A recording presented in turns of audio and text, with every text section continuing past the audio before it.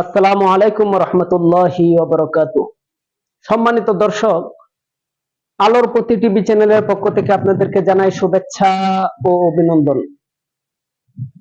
যে টপিক নিয়ে আজকে আপনাদের সম্মুখে কথা বলতে চাচ্ছি, অনেকে অনেক ভাবে ভিডিও তৈরি করতেছে আল্লামা মামুনুল হক সাহেবকে নিয়ে, অনেকে অনেক কথা বলতেছে মামুনুল হক সাহেবকে নিয়ে, অনেকেই অনেক উলামায়ে কেরামকে প্রশ্নের সম্মুখীন করতেছে শাইখুল হাদিস ইবনে শাইখুল হাদিস আল্লামা মামুনুল হক সাহেবকে নিয়ে।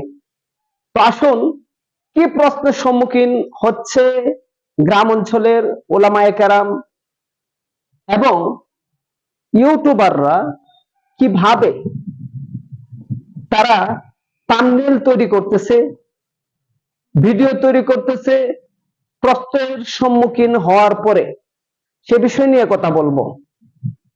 অনেকে জিজ্ঞাসা করে কিংবা অনেকে বলে তাকে আল্লামা মামুনুল হক কিছু শর্তে মুক্তি পেয়েছে। অর্থাৎ শর্ত কি হতে পারে? যে উনি ওয়াদা করে এসেছে ময়দানে কথা বলতে পারবে না, এবং উনি এটা মেনে এরপরে জেলখানা থেকে বেরিয়ে এসেছে।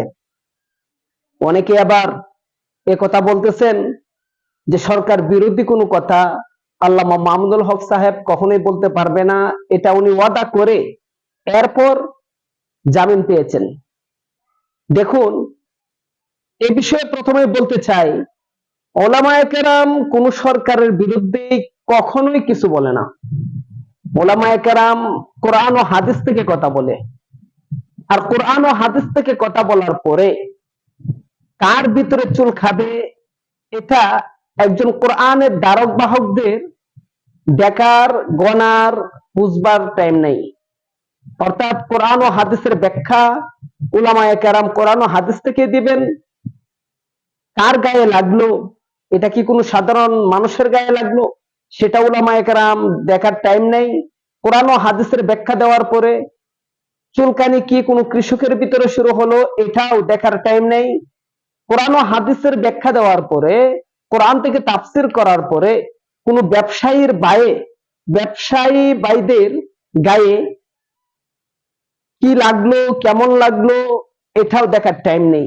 কোন রাজনৈতিক ভাইদের ভিতরে কেমন জ্বলাপোড়া সৃষ্টি হচ্ছে, এটাও উলামায়ে কেরাম দেখবার কোনো টাইম নেই। অর্থাৎ এটা কোরআন নাজিল হওয়ার পর থেকেই রাসূলুল্লাহ সাল্লাল্লাহু আলাইহি ওয়াসাল্লাম যখন এই কোরআনের তাফসির করেছেন, তখনও ইসলাম বিরোধী যারা ছিল, নাস্তিক যারা ছিল, ইসলামের দুশমন যারা ছিল, তাদের ভিতরে চুলকানি শুরু হয়েছে। পূর্বেও হয়েছে, এখনো হচ্ছে, ভবিষ্যতে হবে। উলামায়ে কেরাম কোন সরকারের বিরুদ্ধে কথা বলে না। উলামায়ে কেরাম কোরআন থেকে তাফসির করে, আর এই তাফসিরের ভিতরে কারা পড়লো, এই তাফসিরের মাধ্যমে কারা সম্মানিত হলো, তাফসিরের মাধ্যমে কারা অপমানিত হলো, এটা দেখার টাইম নাই। বরং যাদের ভিতরে চুলকানি শুরু হয়ে যায়, তাদের উচিত যে তাদের জীবনটাকে কোরআন ও হাদিসের পথ অনুসারে চালানো, কোরআন ও হাদিস দিয়া তাদের অন্তরটাকে সিটিং ফিটিং করা এবং কোরআন ও হাদিসের দেখানো রাস্তার উপরে জীবন পরিচালনা করা। অনেকে বলতেছেন যে মামুনুল হক সাহেব অনেক বিষয়ে শর্ত সাপেক্ষে উনি কারাগার থেকে মুক্তি পেয়েছেন। দেখুন, আল্লামা মামুনুল হক শুধু খালি একটি মামুনুল হকের প্রচেষ্টায় তৈরি হয় নাই। এই মামুনুল হক তৈরি হতে ওনার পিছনে হাজারো আলেমদের দোয়া ছিল, ওনার পিছনে মুরব্বীদের দোয়া ছিল, ওনার সমস্ত উস্তাদদের নেক নজর ছিল, এবং ওনার বাবা যার ঔরসে দুনিয়ার জমিনে আল্লাহ তাআলা মামুনুল হককে পাঠাইলেন, শাইখুল হাদিস আল্লামা আজিজুল হক রহমতুল্লাহি আলাইহি, ওনার জীবদ্দশায় কখনো বাতিলের সাথে আপোষ করেনি। ওনার উস্তাদ আমরা সকলেই জানি এখন বাংলাদেশে কি ভয়াবহ অবস্থা। পূর্বে আরো অনেক ভয়াবহ অবস্থা ছিল। এখন কি স্বৈরাচার আমরা দেখতেছি।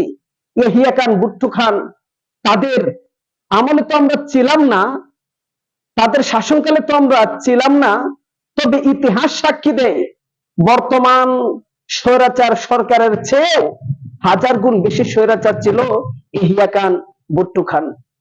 আর এই পূর্ব পাকিস্তান, পশ্চিম পাকিস্তান, এই দুটি দেশ যখন একত্রিত ছিল, যখন ইয়াহিয়া খান তার বিরুদ্ধে কথা বলা তো দূরের কথা, কেউ একজন আরেকজনের সাথে কানাকানি করবে এতটুকু দুঃসাহস কেউ করেনি। আর ওই সময় ফ্যামিলি প্ল্যানিং ল যখন একটি আইন তৈরি করলো ইয়াহিয়া খান, তখন এই পশ্চিম পাকিস্তান, পূর্ব পাকিস্তানের ভিতর থেকে সিংহ পুরুষ একজনই ছিল, আল্লামা শামসুল হক ফরিদপুরি রহমাতুল্লাহি আলাইহি। ওনা বিভিন্ন হেডলাইন নিউজ পেপারের মাধ্যমে উনি এই ইয়াহিয়া খানের বিরুদ্ধাচার করেছে এবং উনি অনেক হুমকির সম্মুখীন হয়েছে। এরপরেও বাতিলের সাথে আপোষ করেননি। এরপরেও কোরআন ও হাদিস বিরোধী একটা আইনের সাথে উনি আপোষ করেননি, বরং এর প্রতিবাদ যতদিন উনি বেঁচে ছিলেন এর প্রতিবাদ করে গেছেন যে ফ্যামিলি প্ল্যানিং ল এটা সম্পূর্ণ কোরআন বিরোধী, এটা সম্পূর্ণ ইসলাম বিরোধী। আর ইসলামকে রক্ষা করার জন্য, কোরআন ও হাদিসের ইজ্জত, আল্লাহর আইনের ইজ্জত রক্ষা করার জন্য প্রয়োজনে মাথায় কাফনের কাপড় বেঁধে মাঠে নামার জন্য সদা সর্বদা প্রস্তুত আছি, এই বলে উনি হুঙ্কারও বারবার দিয়েছেন। আল্লামা শামসুল হক ফরিদপুরি রহমাতুল্লাহি আলাইহি আপোষহীন নেতা, তার ছাত্র ছিলেন আল্লামা আজিজুল হক রহমতুল্লাহি আলাইহি।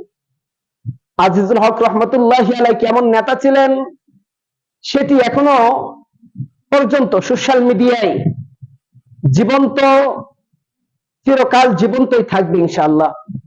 আজিজুল হক রহমতুল্লাহি আলাইহি উনিও কারারুদ্ধ হয়েছেন, উনিও জালেমের অত্যাচারে জর্জরিত ছিলেন, ওনার উপরেও অনেক টর্চার করা হয়েছিল। এরপরও বিন্দু পরিমাণ ইসলামের পথ থেকে উনি সরে যান নাই। আর আজিজুল হক রহমতুল্লাহি আলাইহির সন্তান আল্লামা মামুনুল হক সাহেব দামাত বারকাতুহুম, আপনারা কি করে ভাবতে পারেন যে বাতিলের সাথে উনি আপোষ করে জেল থেকে বের হবে? আরে 3 বছর পর আল্লামা মুক্তি পেয়েছেন। আর এখন বর্তমানে যদি ইসলাম ক্ষমতায় থাকতো, উনি 3 বছর ওনাকে কেন কারারুদ্ধ করে রাখা হয়েছে এর জবাব দেওয়ার ভয়ে বর্তমান শাসকরা দেশ ছেড়ে অন্য দেশে পালাতে বাধ্য থাকত। এজন্য দয়া করে প্লিজ এমন কথা কেউ বলবেন না আলেমদের সম্মুখে, এমন প্রশ্ন কেউ ছুড়ে দিবেন না যে আল্লামা মামুনুল হক শর্ত সাপেক্ষে জেল থেকে বের হয়েছে। আসলে উনি অনেক আগে জেল থেকে বের হওয়ার কথা ছিল, ওনাকে অন্যায়ভাবে 3 বছর কারারুদ্ধ করে রাখা হয়েছে।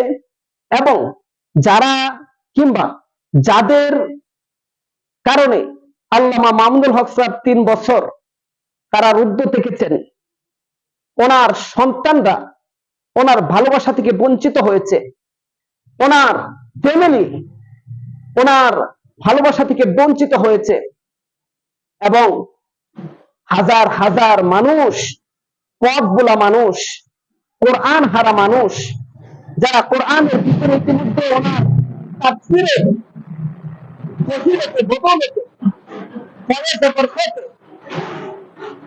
ইসলামের পথে চলে আসতো, 3 বছর এদেশের মানুষ ওনার তাফসীর থেকে বঞ্চিত হয়েছে যাদের কৌশলের কারণে।